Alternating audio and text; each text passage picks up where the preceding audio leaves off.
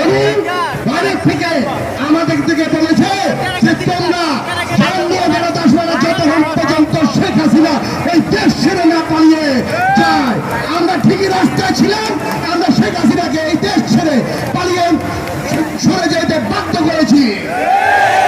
আজকে এই দিনে আমাদের মনে পড়ে যার নেতৃত্বে 17 বছর আমরা ছিলাম, আমাদের দেশ নেত্রী বেগম খালেদা জিয়া আছে, যিনি যার জান দিয়ে এই দেশকে একত্রে করে আমাদের দলকে একত্রে করে রেখেছে, এই দেশের মাতৃভূমিকে ধরে রেখেছে। আজকে ওনার কথা মনে পড়ে। আজকে আপনারা সেইভাবে করে আমাদের দলকে শক্তিশালী করেছেন এবং বিএনপিকে শক্তিশালী করেছেন, এর জন্য আপনাদেরকে প্রথমে আমি অন্তঃস্থল থেকে ধন্যবাদ জানাই।